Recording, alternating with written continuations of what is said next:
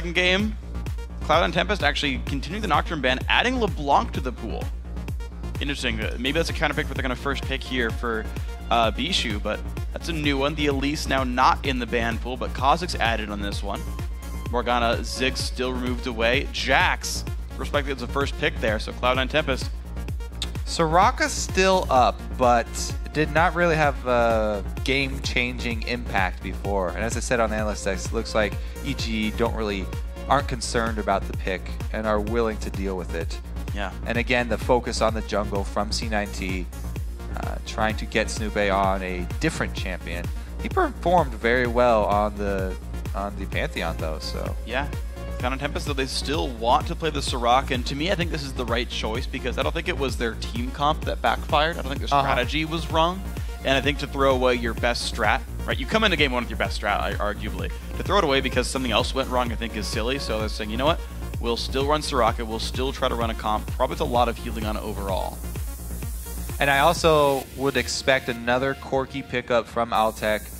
Does so much magic damage. It works really well with the Shred from Soraka in those team fights. Yeah. Plus, Corki does a lot of AoE with his magic damage, so they can really pile it on with those two, especially if he opts for Sork Shoes. Yeah. Because flat penetration and more flat penetration equals true damage. True.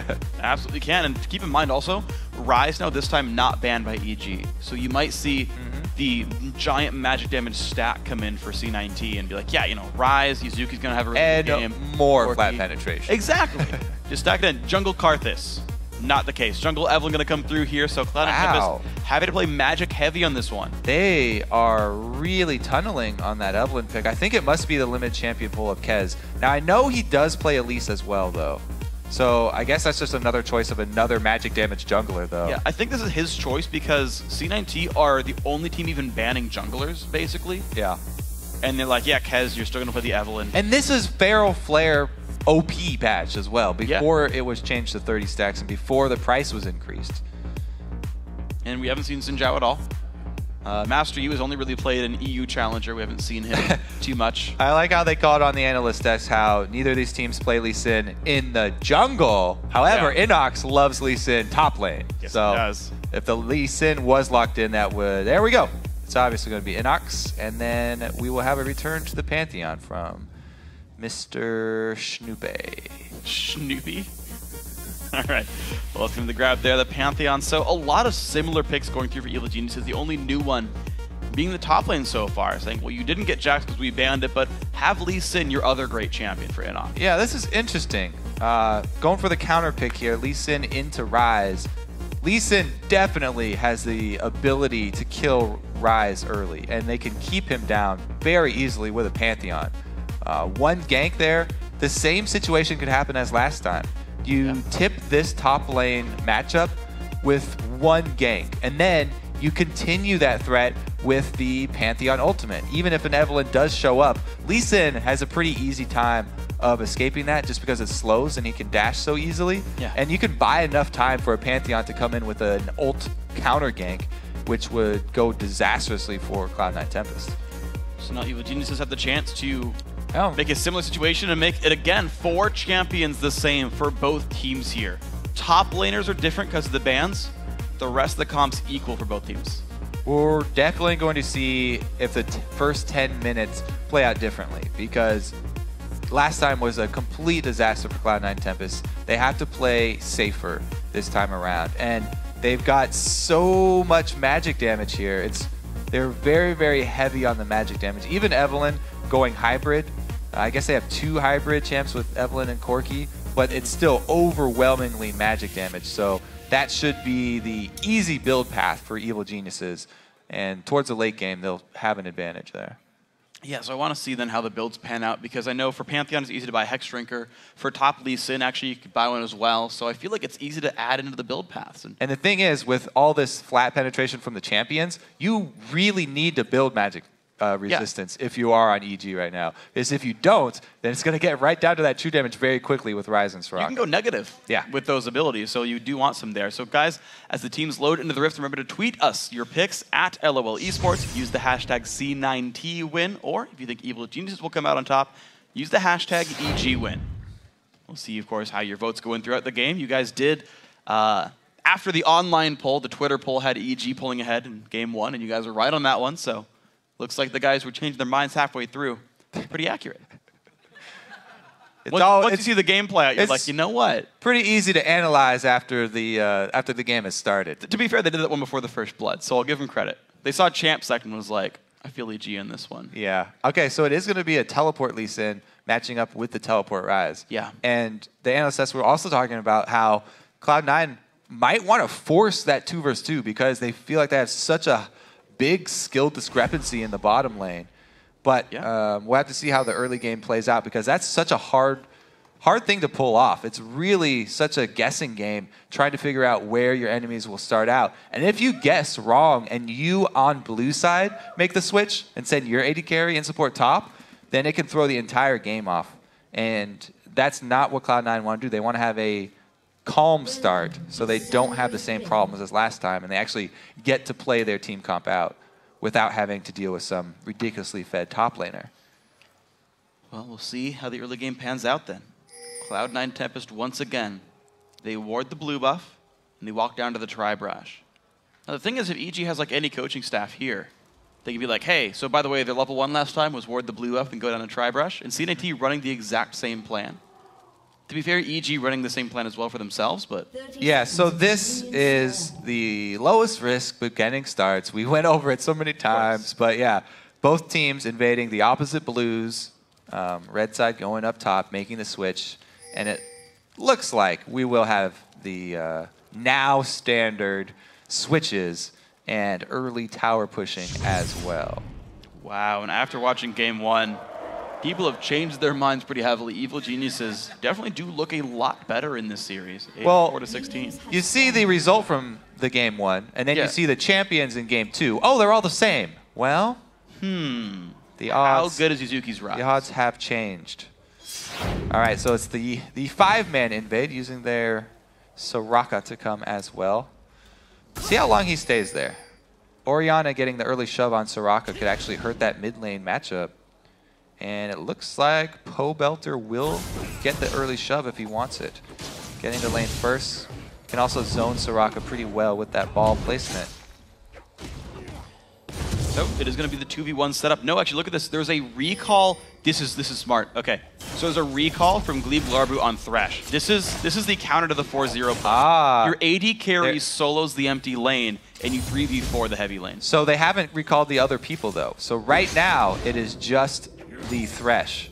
Now the other two start to recall, so they're going to try and 3-man defend the 4-man push. They need to get there at the perfect timing, though, because EG are pushing on the second wave, and they're going to have Lee Sin and Pantheon in position. If it's just Glebe, then they can catch him out. So good ward, but they need to get into the turret to be able to defend it. They are trying to teleport in just to get positioning here. Evelyn really far behind. They're both level 1. It's a 2 versus 4. Yazuki going to take a whole bunch of damage. Stunned up. He goes down for first blood. He was alone on that one. Second wave push comes in too fast. Yeah, so if you try and counter the 4-man push, you have to be in position under the turret when they're all 4 there. Those extra few seconds will cost you first blood. Just saw it there. Ryze does bite the dust first. And he also used his teleport to try and get in there in time. So huge upset here for Cloud9 early. They're going to be very far behind, trying to make something happen with countering the 4-man push, but they weren't able to get the timing down. Yeah, and InnoX, of course, just teleports down to the bottom lane to hold this lane 1v1, so not much missed XP for Evil Geniuses overall. Looks like Yazuki and Glebe will be safe up here, but it's just different 2v2 lanes. I don't know if this is the one that C9T really wanted. Well, their duo won't have to face up against Altec, so this might even be good for EG since the support and AD carries are split up. And they won't have to deal with the quirky bully. I wonder how good the Yazuki-Glebe synergy is. I don't feel like they duo lane very much, but thing is, it almost works out because you've got. Here's the thing, right? Like Ryze is still ranged. He can last hit pretty well. I feel like he'll be safe, and actually has kill threat with a Thresh under the turret. Whereas Altec can zone away InnoX. This actually might be, despite the first blood, a slightly better lane setup for C9T. Maybe. I want to see how it plays out. Well, considering the players that they have, they're probably happy with this. Giving a lot of their farm to Altec is usually the game plan for Cloud9. So they're happy to focus as much money as they can onto Altec, and they have the confidence in him to use that money to carry in the mid and late game. He did miss a CS right there, though. Quirky mechanics slightly dropping off in this one. Snoopeh going to clear away an early pink ward, though. That one definitely did not pay for itself, and he just quickly replaces that one. Altec now trying to still hit this bottom lane turret. Is down about half HP. InnoX not able to easily defend this one. Lisa, not the best lane counter to Corky. Interesting counter jungling here by Snoopeh as well. A lot of time here for Kez just walking around after Snoopeh found his pink ward and replaced it with his own. If they do run into each other, Kez actually has a level on Snoopeh, and he should be able to take him. Well, Snoopeh waiting around. Gets jumped on there. Here comes Soraka as well. Snoopeh is on the wrong spot in the map, but gets a shield. He flashes, but the kill goes over to Kez. So again, Snoopeh actually gets caught going for a gank, and this time around, the flash does not save him. There's no jacks to stun. InnoX finding some good damage in Altec, though. Half HP and almost no mana now in the Corky. You can see what Altec was doing there, though. He did a short Valkyrie just to get enough distance so he could turn back around and auto-attack. He wasn't just running blindly away from Lee Sin. He was still looking to move aggressively. Uh-oh, some danger right here. Altec does have Summoner Heal, burns it, but InnoX has the Q. Does have to flash away. Altec not going to chase. Yeah, he's calculated there. The one more auto-attack would not be able to kill InnoX. So he does not go for it, and he takes the summoner advantage. It's these small things in the trades that that Altec does that really make you appreciate his play. The difficult thing for InnoX, though, too, is he basically went one wave early because his teleport still is not yet available. He has to walk all the way back to lane without boots of speed. Double Doran's Ladle Center into the top lane. Yazuki, 30 CS to the 27 of Lee Sin, and this Ryze has TP available. I feel like when the lanes settle out, this is a better match for C9T's top laner. Yeah, they're happy to get Yazuki to that tier very early here. Now he can actually recall, and both teleports for the solo laners will be up. Yep. Goes for Catalyst, undoes it, goes for tier instead. Yazuki realizing, now I still want the mana sustain to go up, buys the pieces of Catalyst. Kez roams through the mid lane. Krepo, I like that ward. We talked about how to beat Evelynn is getting wards in the enemy jungle to watch her doing camps. Krepo spends some time saying, well, if you go double golems, we'll know. Snoopeh has a ward by the Wraith camp as well. So EG will know if Eve is bottom side.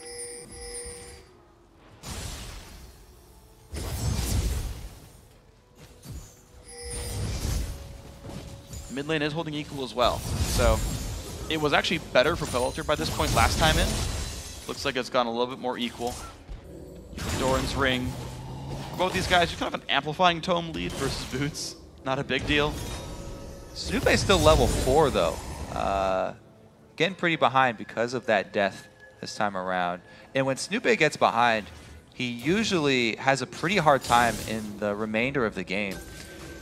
One of the problems that plagued EG for a long time in the LCS was if they do not get off to a good start, they force a lot of engages. Yeah. And they overextend and they get even further behind. They kind of do a snowball against themselves. And here, a level 4 Pantheon tanking up the dragon. Evelynn's on the top side of the map, so they're trying to rush it down, but Soraka is getting into place, and she's an amazing team fighter. Looks like the Gambit paying off for EG, though. Able to secure the global objective without even losing much pressure on their mid turret. Very nicely done there. Evil Geniuses. They missed a minion wave, but who cares? Kaz is 6, Snoopeh's still 4. Yeah, even after the dragon, still level 4. Now 4 2/3. Yeah, he's got a ways to go. He will get the catch-up bonus experience from his red buff, though. Because when you are behind as a jungler, you get a percentage increase in experience from killing the big monsters of your jungle camps. And since your red buff does update without having to kill them, he should jump up pretty big here. Smite comes through, see what he gets. Full level from that one, and he's most of the way to 6 already. Yep, he just needs one more goal, and that almost was 2 levels right there. And clearing out the red. Kez getting into position, though. He's 6 and Snoopeh's on the wrong side of the map. Sneaks into the second brush. Is going to get spotted out. Whoa! He just got out of range there. Wow. Because of the the circle that Krepo's walking in. It's going to be okay. There's the jump in from the backside. Burst onto YellowPete out of nowhere. So Kill goes to C9T. that is a game of inches. Here goes the Pantheon ult though, trying to make Altec pay. He missed the big rocket. Now in a duel with Snoopeh, teleport comes in. Altec does not have heal. And Yazuki He goes can't down get enough fighting fight though. time. Yazuki can't clean up anything out of that. Wow, what a nail biter for Altec. Bischu, Pobelter now in a fight. 8 versus 8. Shockwave is available, so is Ignite and Heal. It's going to be nothing for nothing, though. And Evil Geniuses, actually, they found their way back into this game thanks to that Dragon and the trading kills.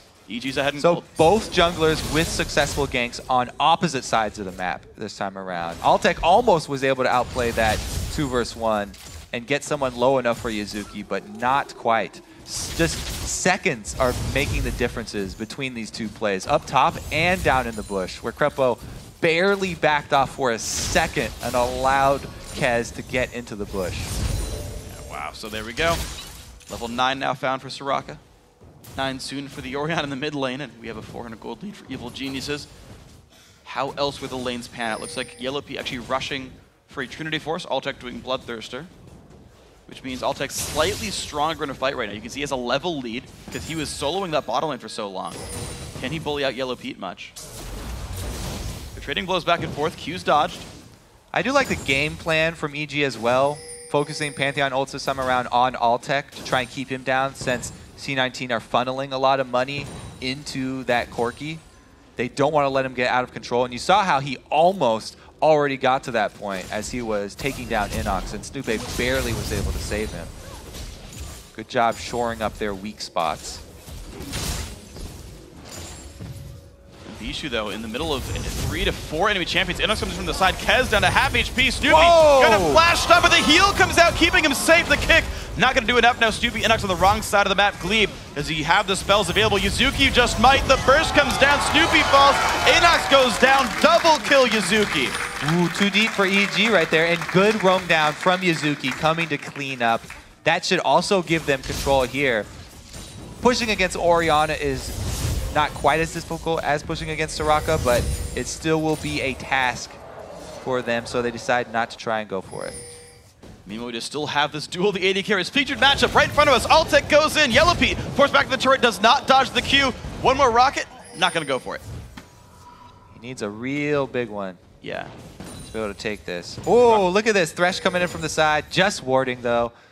And he does not get another rocket off to stop the recall. But the Pantheon ult is up. Ooh, this is risky. Glebe not on top of any wards, realizes he has no teammates around. Support can't solo the blue buff steal. Tough life. It's unfortunate. You can steal it from enemy champions, though. Afro can. Yep. Empowered Q. Doesn't mean too much. Krepo's going to be fine.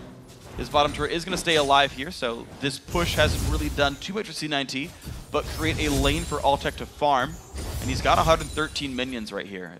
It also has resulted in Yazuki with both of his scaling mana items already completed at 13 minutes, so C9T are pretty happy and with the way this one is turning out this time around.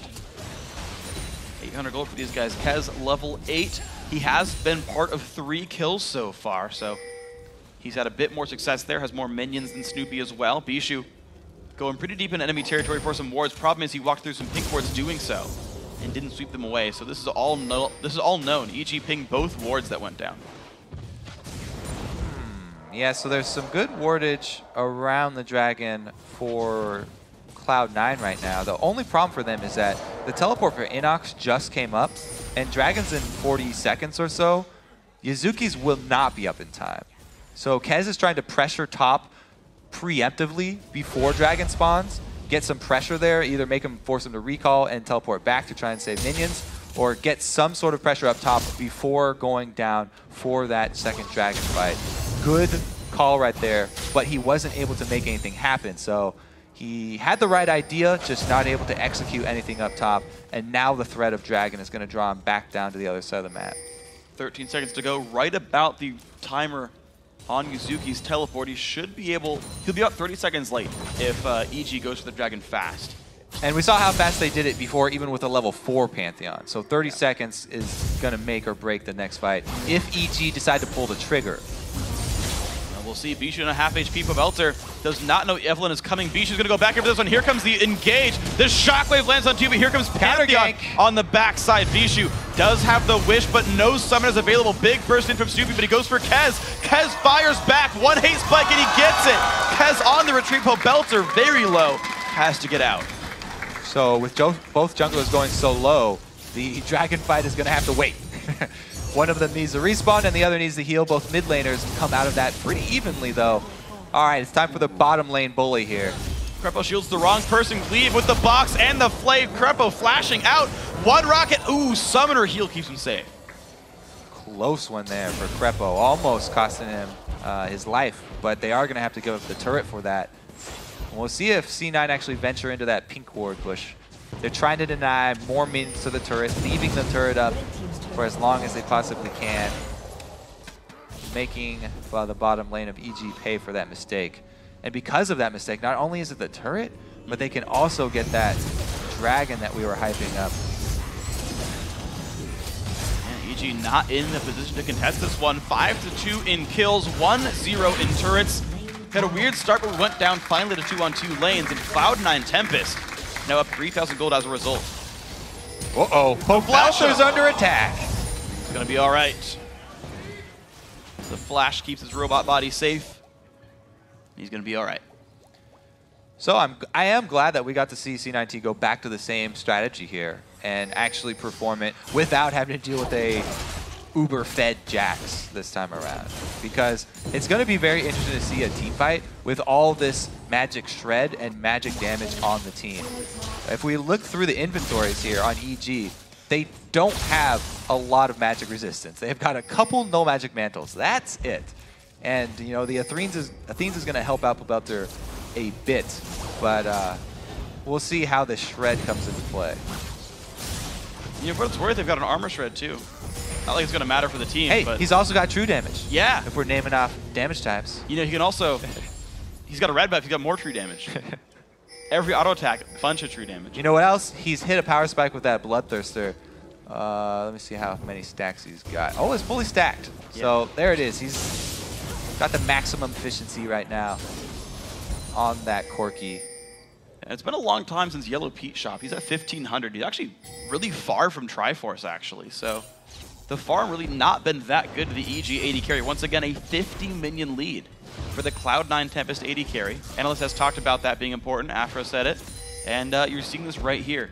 Much more important AD carry, despite being 0-1-0. Like, Altec does way more right now in a fight. And it's not just Altec either. This C9 team, the entire team scales really well. Their team fight is going to be ridiculous. Against a melee heavy team with Pantheon and Lee Sin both going damage, having to jump in, they're going to be in range of Starcall the entire time. They're going to be in range of Ryze's AoE the entire time. Even Corki, like, they are just going to get obliterated with magic damage as soon as they jump in on someone.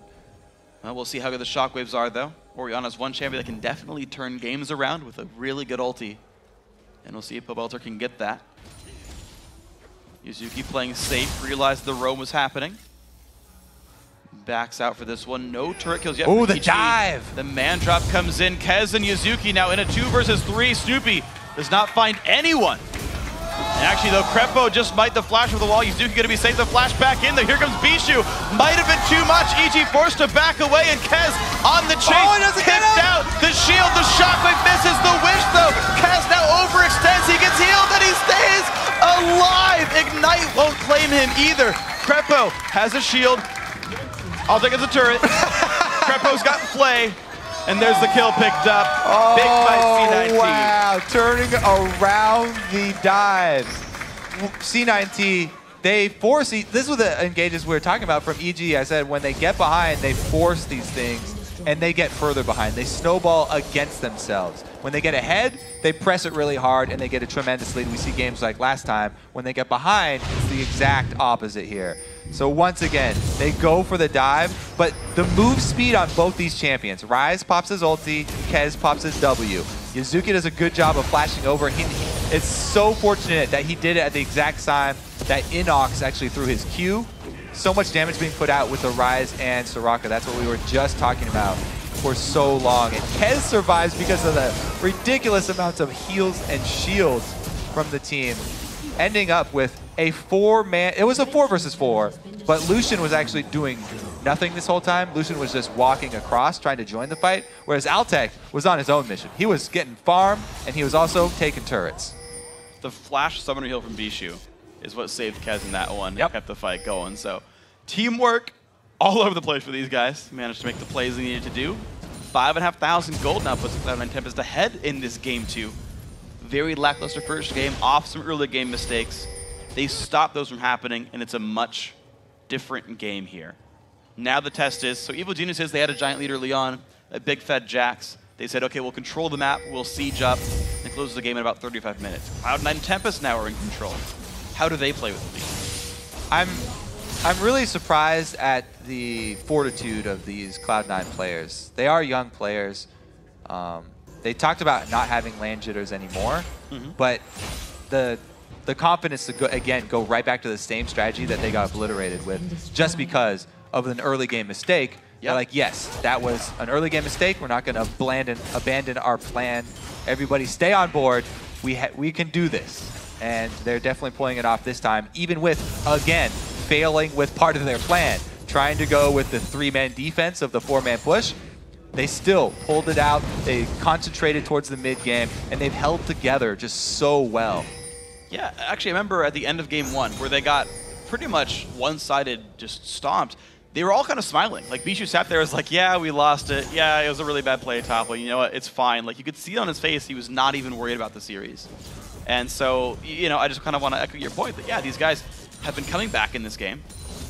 Came back from a very rough level 1, and they're doing much better here. So, let's see what their next move is. Siege towards the mid lane. Glebe helping out with Bischu a little bit there. Another Altec, gigantic. Push in now towards Yazuki. Not in range for the stun. InnoX finds the Q, though. Slows him down, and this Ryze has got nowhere to go. Great kill picked up. Shut down. They're waiting in place for the dragon, though. Snoopeh commits up top. Cloud9 get an objective for it. Now, the question is, how fast can EG push? Can they get this secondary turret down? Because that would be completely worth it. However, the minion waves are lagging for them, and it doesn't look like they're going to have enough damage to pull this one off. Only 3 ranged, no way. And the mid-outer turret actually goes to Bischu anyway. Looks like Pobelter had to pull back for a little bit there, and EG don't get anything for it. It's actually a dragon and an outer turret for a kill. The outer turret was pretty low. Well, yeah. We'll give it to him. Okay. Altec, we're trying to make some solo plays here. He's got red buff.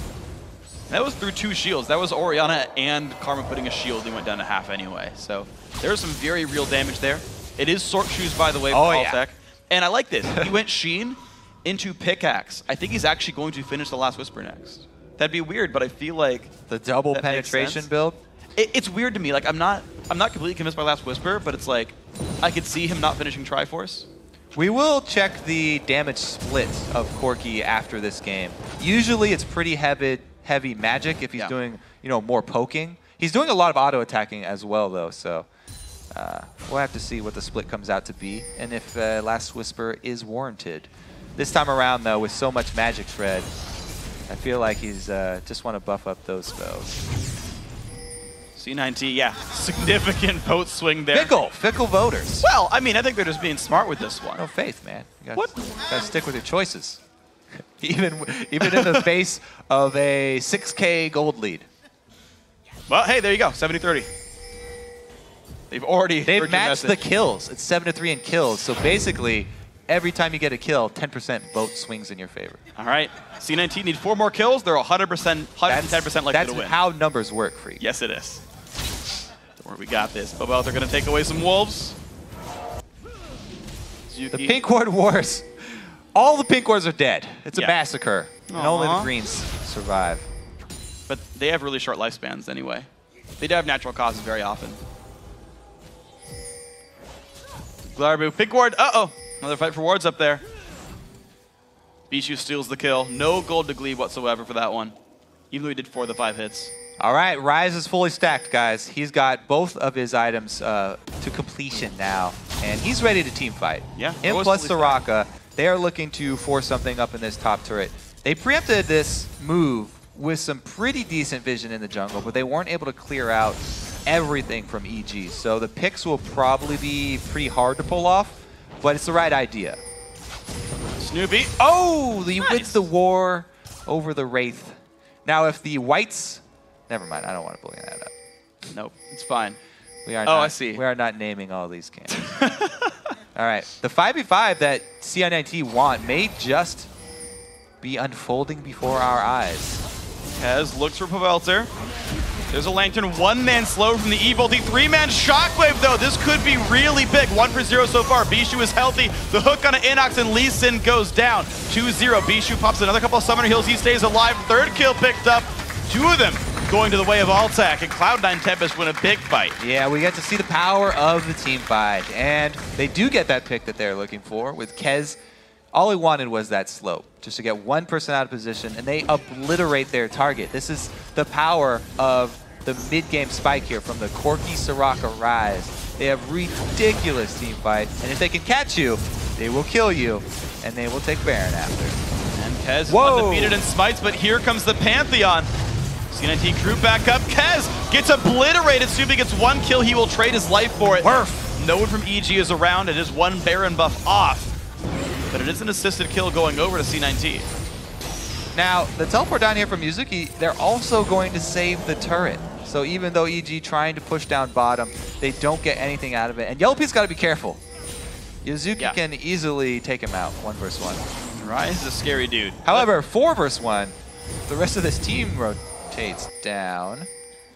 Yeah, it's been pinged out. C9T knows about it. Krepo gets some wards. This is good. EG, despite losing control for a couple of fights, get wards down deep in the jungle. They take the mid turret down. Yazuki has been tipped off. Someone called into the hotline, gave him an anonymous tip. It's like there's a Soraka on the loose, or an Orianna on the loose. You gotta be careful. Well, it was a karma. Whatever. Good try. I'm not saying the anonymous tip was reliable. Okay. The guy who called in said it was Orianna. Well, job well done. Now they've got Baron buff, and another siege would probably just result in action if they get a hook onto somebody. They're going to be looking for Glebe to throw out the hooks under turret, and if they can land one of those, they definitely go for it. But EG, they should not be trying to force anything, just waiting till the tower dive comes from Cloud9. Well, there's 2.5 minutes left in the Baron buff for C9T to look for that dive. They do have heavy armor on Kez. Rushed to Randuin's Omen, added a Ninja Tabi. You've got Frozen Heart already done for Bischu as well, who also went Ninja Tabi. So there is a lot of armor there if they do want to dive. Face the Mountain also done for GleebGlarbu. So there's extra shields there. Glebe hits a ward. There's the dive in towards the top lane. Altec's kind of got nowhere to go. Glebe is just below him, though. And the catch is not there. Altec gets away. Yeah, Snoopeh would have to fully commit to that if he wanted to get that pick. You would have to flash for that stun. And he does get it, but it's a little late. Glebe are already there for the exit. You flash for the stun, and there's a Lantern there. Krepo, though, gets the root onto Kez. Lands a Q, but haste afterwards. There's a big ulti across Bischu in the middle of the fight as well. Altec there for the cleanup. 1 kill picked up. Single man shotgun, but he goes down right away. 1-for-1 fight so far. EG, can they get out? InnoX jumps the wall. YellowPete looks safe. Bischu takes damage. It's 4 versus 5, though. The entire time, Rise is pushing down bottom, and he's got the turret. All right, that's Inhibitor turret going down. Inhibitor itself now taking damage. Yazuki has some extra ability power, and it's decent damage, but he backs off. All right, they can take Dragon now. Just move all the way down and take the extra gold that is on the map. No need to press for an inhibitor. It's already exposed, so they can return to the scene. All right, so they get a pretty good Eve ulti after he gets away from Krepo. Altec just gets annihilated here, though. They stun him into the shockwave. Dragon does go down. Okay, so Cloud9 Tempest. 1-for-1 team fight, but they pick up a Dragon and an Inhibitor turret in the aftermath of this one. Putting them now 10,000 gold in the lead, and they're 120% likely to win the game. EG sitting at 50-50. 29 minutes in, so C9T definitely slower in the advantages. It seems like they're taking a bit more time with this one. They're not getting as many deep wards, I feel, and they're not getting that same level of siege, but they are at 5 turrets. Bischu gets the big Wraith. I also got to point out, Snoopeh has secured every single kill for his team. He's building really offensive because of it. He's got 100% kill participation because he took every single kill. Yep. That's the way to do it. He's a team player. Yep. Don't need assists. It's all him. If you're a one-man team, are you always a team player? Yes. In that case, there is a me and team. All right, the exposed inhibitor is where they decide to return to. Rise does now have teleport. So pretty easy choice here for C9. They don't have to force anything. They wait for EG. EG has to choose. Do we initiate through a Thresh box into a Soraka for our exposed inhibitor? And the answer is yes. You're going to go right on this one. Bischu going to get a teleport from a teammate there, and there's the push on in. GleebGlarbu keeps himself safe with the shields. They don't get it. That was their only chance. EG is engaged. Yazuki's going to find a Rune Prism, but Snoopeh gets out with Mikhails, thanks to Krepo. Quick wave here from Orianna, but the team is now here to fight. Cloud9 Tempest pushing in for the inhibitor, and C9T missing a couple of cooldowns. EG as well. It was a good attempt there from EG, trying to catch C9 off guard because there was no chance if they grouped up as 5, and EG trying to take advantage of the Pantheon ult, but just barely not being able to pull it off. Means that C9 are probably going to walk this one in. There we go. There's another turret going down, making that 6-3. Bottom inhib already dead, a small minion wave left, and they push in for inhibitor turret number 2. Bischu tanks it up. Krepo takes a big burst of damage. He goes down to Yazuki, who just dives in the back lane along with Bischu. Gonna be the turret going down now. Snoopeh locked up. The phosphorus bomb. The swarm comes through, and it's 3 kills picked up for Cloud9 Tempest. This could be the game-winning push right here if the respawns don't come in time. I concur. Well, mid inhib's gonna go down. They ping towards the Nexus turrets. 15 seconds of 5 versus 2. Pobelter does have a shockwave.